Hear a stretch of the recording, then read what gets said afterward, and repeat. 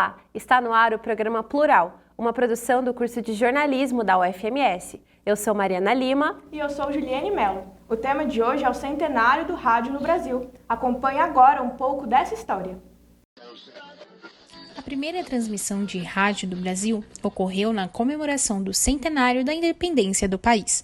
O discurso do presidente Epitácio Pessoa foi transmitido por meio de uma antena instalada no Morro do Corcovado, no Rio de Janeiro. Cerca de um ano depois, a primeira rádio foi fundada por Edgar Roquete Pinto, considerado o pai da radiodifusão no país. Desde então, o rádio conquistou o povo, sendo mais que um meio de comunicação. Famílias, vizinhos e amigos se reuniam para escutar informações e entretenimento. E até hoje, mesmo com todas as inovações tecnológicas, ele continua vivo e se reinventando, e ocupa um lugar na vida de diversos brasileiros. Há 100 anos, no dia 7 de setembro, o Brasil ouvia pela primeira vez uma transmissão de rádio. Desse dia em diante, o rádio se consolidou como o principal meio de informação da população. Para falar sobre o rádio no Brasil, está aqui no estúdio a professora do curso de jornalismo da UFMS, Daniela Ota, doutora em comunicação pela Escola de Comunicações e Artes da USP. Olá, professora, seja bem-vinda. Olá, Mariana. Olá, Juliane. Obrigada pelo convite. Professora, essa é uma data conhecida e histórica no nosso país. No entanto, existem divergências quanto à data exata do dia da primeira transmissão de rádio. A senhora poderia nos explicar mais sobre esse assunto? Bom, a história do rádio é bastante controversa, né? Não só com relação à data da primeira transmissão, até como o pai do rádio também, né? Marconi, Padre Landel de Moura, né? Existem algumas divergências históricas aí quando a gente trata, né, de historiciar mesmo as primeiras transmissões e quem inventou o rádio, né? E com relação à data específica da primeira transmissão, oficialmente, e na bibliografia até 2020, a gente tem como data oficial 7 de setembro de 1922, Rádio Sociedade do Rio de Janeiro, o discurso lá do presidente Epitácio Pessoa, né?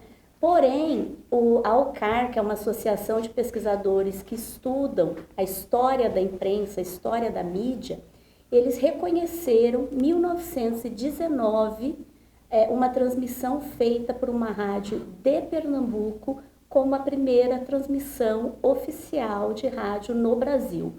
Isso daí é uma luta histórica já de vários pesquisadores de rádio, principalmente de Pernambuco, para o reconhecimento dessa data, né? E como nesse período de início haviam poucos registros formais, né? É por isso que a transmissão no Rio de Janeiro, o discurso do presidente Epitácio Pessoa se tornou oficial, né? Como uma data oficial. Mas, a partir de 2020, já existe bibliografia, inclusive por parte da UCAR, eles reconhecem essa data de 1919 como a primeira transmissão de rádio no Brasil. Professora, e quando o rádio começou a se popularizar no Brasil? Bom, o rádio ele começa na década de 20, a partir de 30 ele começa a se popularizar. Não só por meio dos programas de auditório, mas também porque a década de 30 é o marco do início da publicidade no rádio, né? Então, a partir de 1937, oficialmente o governo federal institucionaliza a possibilidade de ter publicidade paga nas emissoras de rádio, né? Então, a gente considera aí também as décadas de 30 e de 40 como as décadas de ouro, né, do meio. Por quê? Porque efetivamente começa a se ter uma produção de radiojornalismo direcionada para o rádio, né, não mais uma cópia do jornal impresso, né? No início ali da década de 20, era muito comum a gente ter os locutores lendo as chamadas dos jornais diários, né? Então, tanto que o rádio era conhecido como o jornal falado, né? Então, a partir da década de 30, a gente tem o quê? Início do desenvolvimento do radiojornalismo e efetivamente dos programas que acabaram consagrando, né, assim, fórmulas mesmo no rádio, que depois até foram replicadas na televisão. Programas de auditório, programas musicais, né? Começou a ter uma reverberação grande também a música popular brasileira, né, nas suas mais diferentes formas e estilos, né? Então, essas décadas de 30 e 40 são consideradas décadas muito importantes, não só para o crescimento, mas para o desenvolvimento do rádio e dos seus programas. Professora, e quais eram as programações assim mais específicas? E também quem eram as pessoas que mais escutavam rádio nesse período? Nesse período, se a gente for considerar logo o início, ali, década de 20 e 30, era a elite do Brasil que ouvia rádio, né? Por quê? Porque os transmissores eram caros, né? Tanto que as rádios históricas, inclusive o Rádio Clube aqui de Campo Grande, é Rádio Clube, por quê? Porque eram associações que se reuniam para comprar os transmissores e para fazer as audições conjuntas.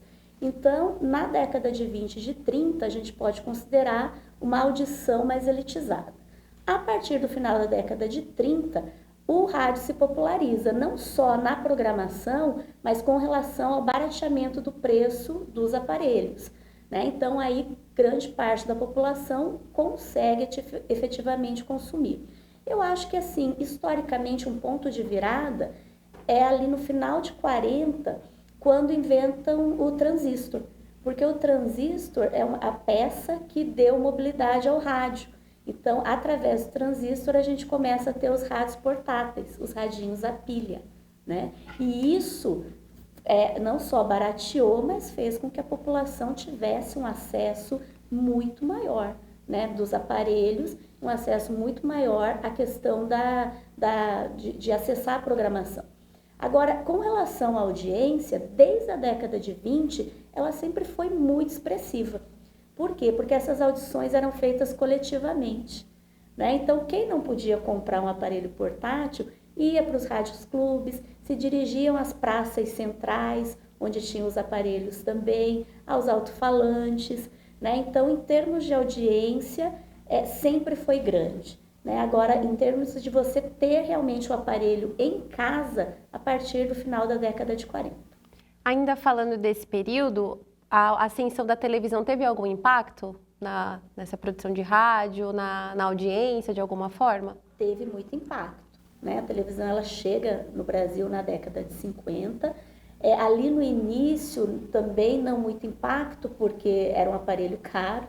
Né, era uma grande novidade, então também era um meio de comunicação que estava engatinhando.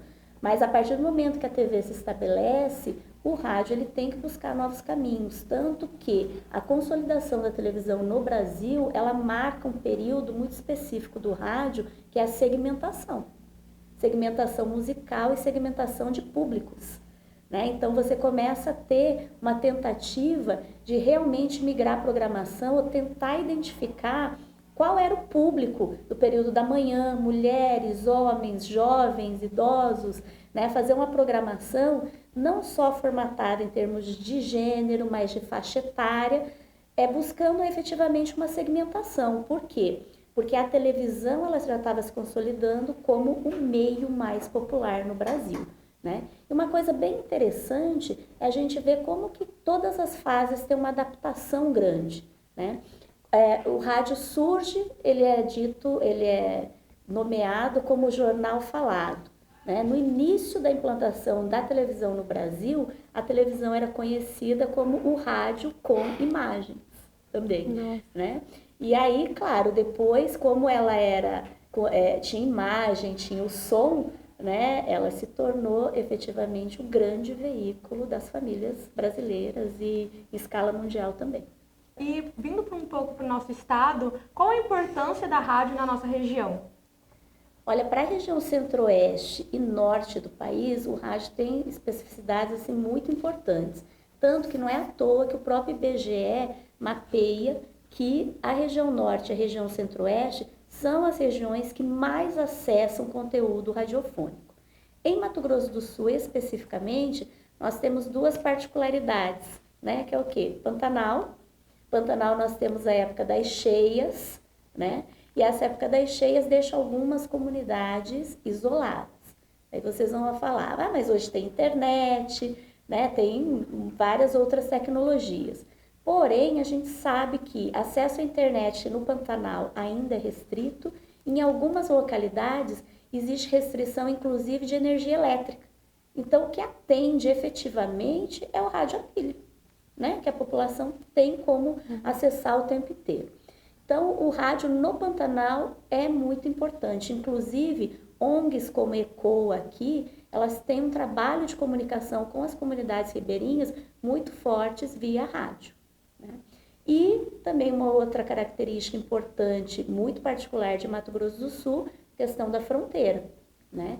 Então, nós temos fronteira com 2 países, com o Paraguai e com a Bolívia, e nessa fronteira mais extensa, que é com o Paraguai, que a gente tem 10 municípios brasileiros, né, sul-mato-grossenses, que fazem fronteira direta com o Paraguai, algumas emissoras elas fazem transmissões em 2 idiomas, 2, 3 idiomas, que também é uma situação que você vai encontrar somente aqui, né? No Rio Grande do Sul, no Paraná, no norte do país, que também são regiões fronteiriças, isso é mais difícil de ocorrer, né? Então aqui você tem transmissões em português, em guarani, em castelhano, ali na fronteira com o Corumbá, a gente tem o Jopará, o Aymara, né, que são dialetos indígenas, junto com o castelhano, junto com o português também, né, dentro da programação, durante a exibição, o locutor ele é bilíngue e trilíngue.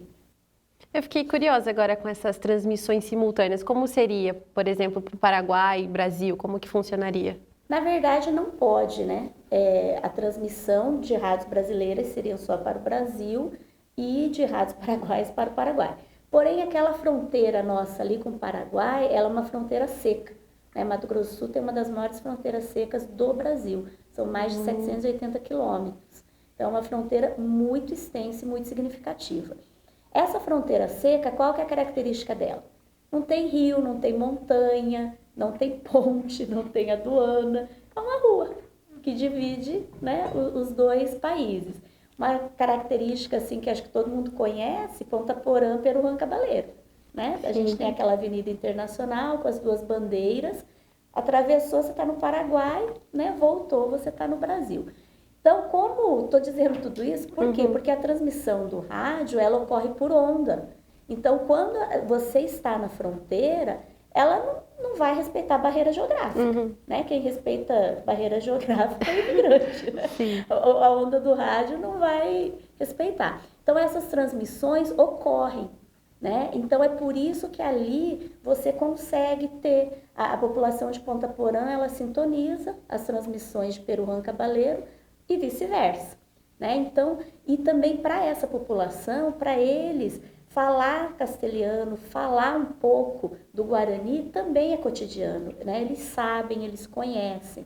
Então, isso também, essa representação social que ocorre no cotidiano da população, ela também está expressa nos meios de comunicação, no rádio, né? Especificamente. Legal, esse locutor precisa dominar as 2 línguas, então, né, para poder fazer isso. Não são todos que dominam, mas a maioria. A maioria você vê porque eles moram, né, na localidade. Então, para eles também se torna muito comum, né? Mandar um abraço para alguém que mora em Peruã, Cabaleiro, eles mandam em espanhol, né? Falam alguma expressão em Guarani, né? Então, é recorrente, assim, em rádios dos 2 lados. Sim. Professora, agora tentando modernizar um pouco, né? Muitas mídias se consolidaram agora com o passar dos anos e foram surgindo novas formas de fazer o rádio, né? Com podcast, mesacast. Como que a gente fez essa transição de sair dos programas ao vivo da rádio para esses programas gravados e com uma audiência tão grande? Então, eu acho que é uma reinvenção do áudio, tudo isso, né? Por quê? Porque é aquela velha história, né? O rádio vai acabar.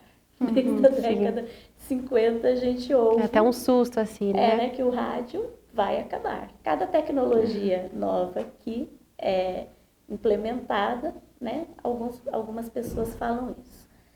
Eu li um artigo recente de um pesquisador da ABERT, ligado à ABERT, que ele diz o seguinte, que o rádio sobrevive a todas essas tecnologias porque ele nunca entrou em contradição com as tecnologias. Muito pelo contrário, ele se adequa e adere à tecnologia muito rapidamente. E eu acho que esse é o caso dos podcasts, né? Porque o podcast é o quê? É um áudio sob demanda.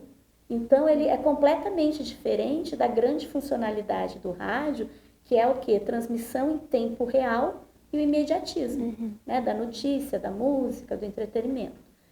E o podcast não. Eu posso ouvir ao vivo, mas é um áudio sob demanda, né?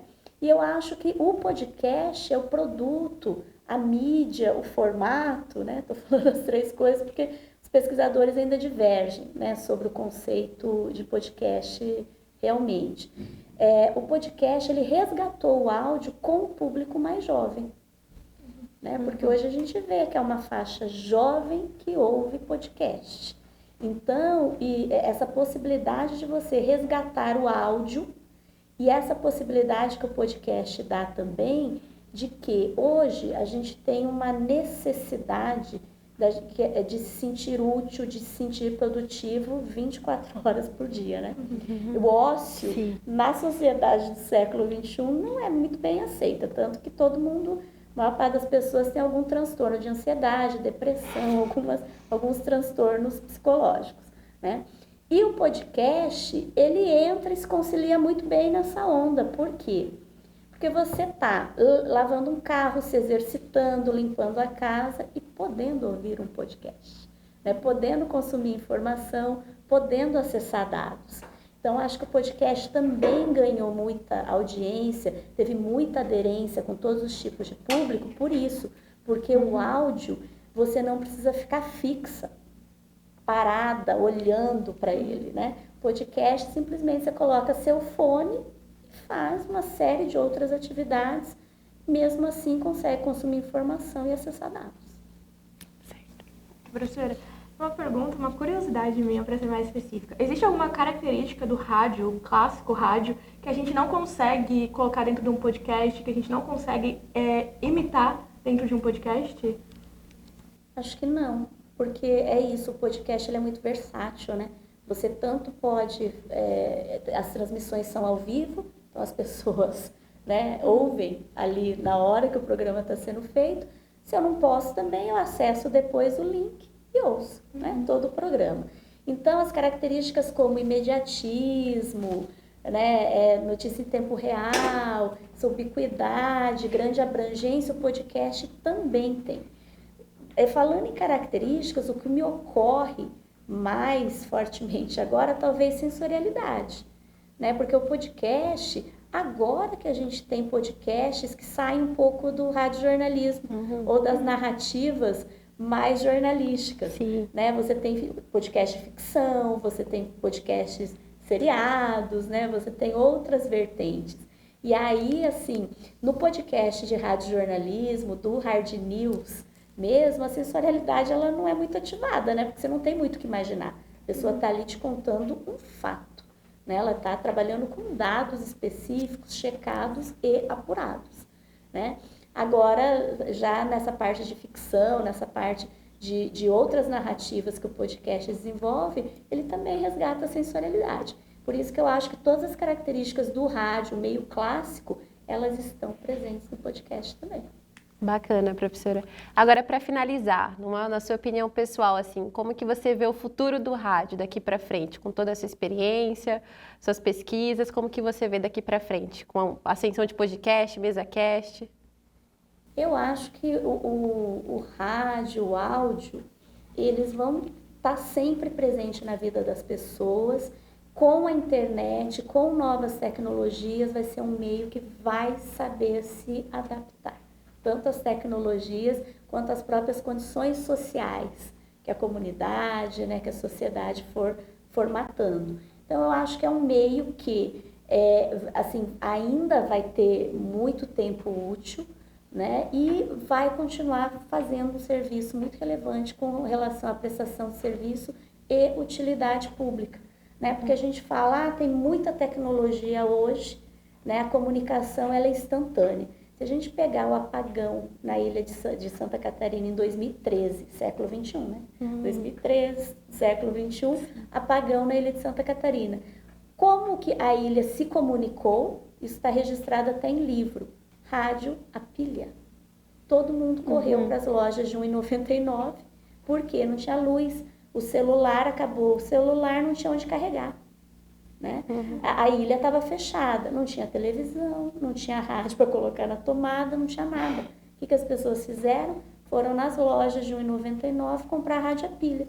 Com o rádio a pilha, a Defesa Civil pôs um canal de comunicação com Florianópolis dizendo: não saiam de casa, o policiamento está ruim, o apagão vai demorar, peguem tudo que vocês têm na geladeira e compartilhem, porque vai estragar, a luz vai demorar para chegar. Então, por isso que eu acho que no século XXI, mesmo com toda a tecnologia que a gente tem, o rádio, ele se mostra um meio muito ágil e ele está, assim, muito forte nessa questão de prestação de serviço e utilidade pública. Por isso que eu acho que ele cresce e se firma cada vez mais na sociedade. Obrigada, professora, pela sua participação. Eu que agradeço. Obrigada. E nós ficamos por aqui. Até a próxima. Até a próxima!